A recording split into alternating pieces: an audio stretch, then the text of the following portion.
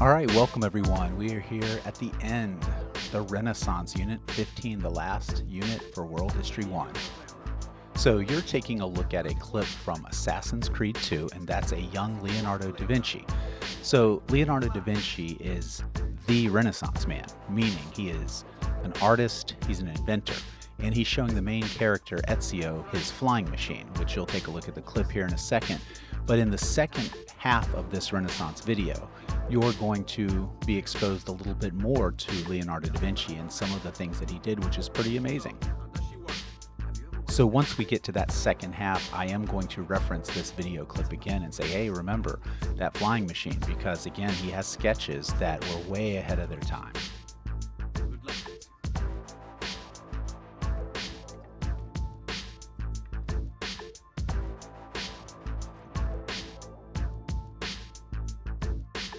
So what exactly is the Renaissance? There's more than one Renaissance, but the original is this one, the Italian Renaissance. And it's the rebirth of Europe after the Middle Ages. Remember, the Middle Ages, the Roman Empire's gone. The Roman Empire is the height of all this technology, education, etc. And then we go into the Dark Ages. So this is a rebirth of Greek and Roman culture, and it's also a time for economic and political change. So the Renaissance began in Italy, which was commercially advanced and literate, meaning people can read more so than in other places. And it featured the most visible remains of the Roman Empire. Everywhere you look, there's the Roman Colosseum, aqueducts, etc. So wealthy Italians were very proud of their Roman heritage, and they wanted to do things to preserve it in terms of with education and art.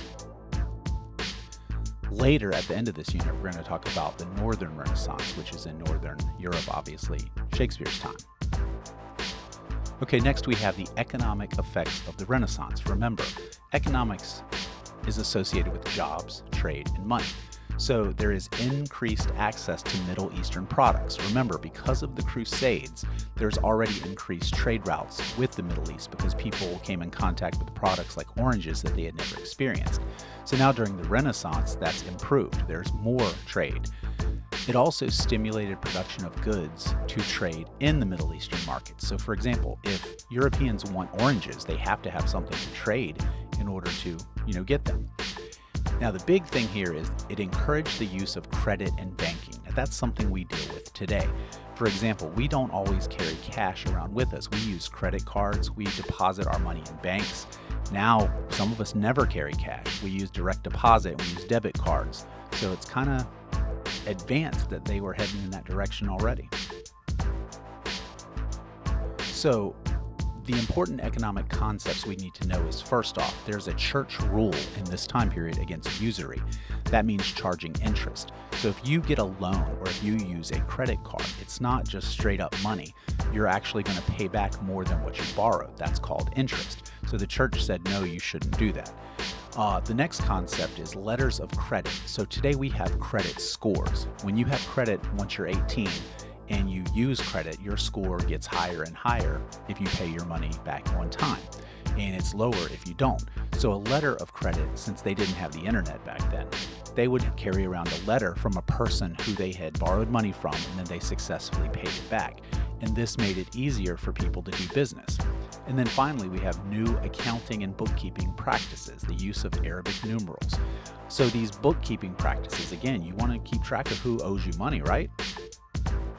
So today things are much more electronic, but then it was more on paper.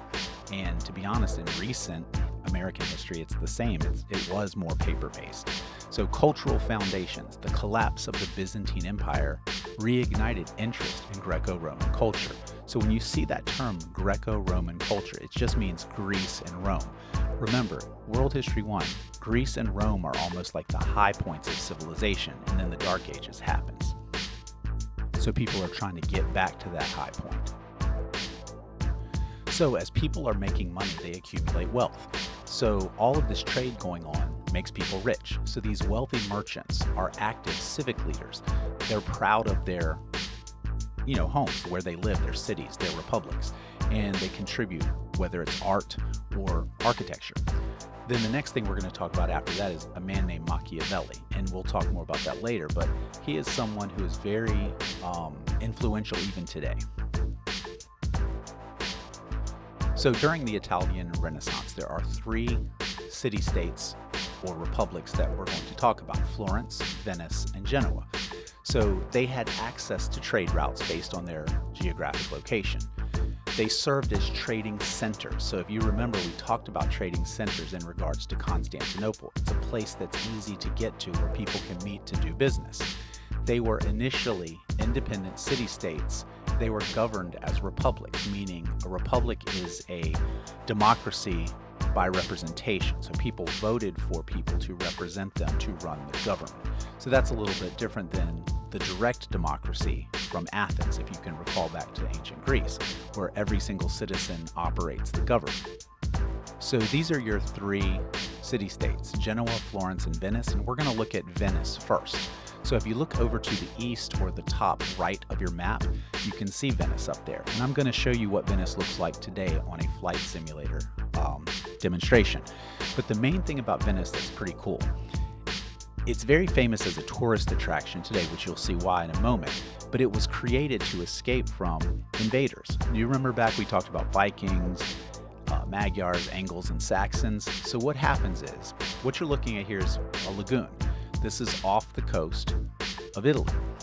And in the center of your screen, you can see a series of canals and buildings, and it's way bigger than what it looks. You're going to see as it gets closer. But this was built in a swamp, or today it's a lagoon, as the water has risen. And imagine building docks and then building houses on top of the docks and then connecting them and then getting bigger and bigger and bigger. So literally, this is a city sitting on top of wooden docks, and the wood has become basically fossilized. It's extremely hard, but the problem is the water level is rising. So there's many documentaries out there showing how some people think Venice could be gone in 50 years.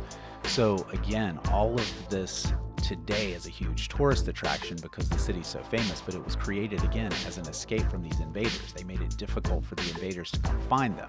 But because of their geographic location, the way that they have access to water, it made it a huge, successful trading empire. And again, the people in Venice are the ones who sent Christian crusaders to Constantinople to sack them because they were competition. They're trading against each other. So think about like Walmart and Target. You know, they both want customers. Imagine if Walmart sent a whole bunch of its workers to beat up a whole bunch of the workers at Target. That wouldn't be very cool. But that's kind of the only real world scenario you can think about in this context. Now for us today, we think of going to Walmart or to Target or whatever store to buy something, but back then they went to these cities, and the more different merchants that were gathered in specific cities made it easier to buy and trade. So next up, we're going to talk about Florence. So if you look on the map in the yellow, Florence is more in the middle of the boot, or the Italian peninsula, whereas Venice is off to the right side and then Genoa is off to the left. So this is the Arno River. This goes right through Florence, or Florence was built on this river. Remember, in ancient times especially, rivers are prominent. It's better transportation. They don't have cars, they don't have airplanes, etc. So this is the old part of Florence, and you can see there's a cathedral there coming up in the middle of your screen. And it's important because if you look at the cathedral, it's in two different parts. The dome was created later, whereas the rest of it was created earlier in the Middle Ages. The dome was created during the Renaissance. The Statue of David, which you'll see coming up shortly, is in a museum very close to this location where the cathedral is. So again, this is a very ancient city. Art was very prominent here. This is where, you know, Leonardo da Vinci spent time. Very interesting. So similarly to Venice, it has access to water because of the Arno River. Now you're going to see Genoa coming up in the next video is going to be a little bit more similar to Venice in that it has a much bigger and broader access to the water. But in order to keep this video at a reasonable length, I'm going to cut it off here in just a moment, let you take a look here. But the next part that we're going to get to is obviously Genoa. Genoa is famous for its salami. That's kind of funny, but it is. And I'll see you in the next video in just a moment.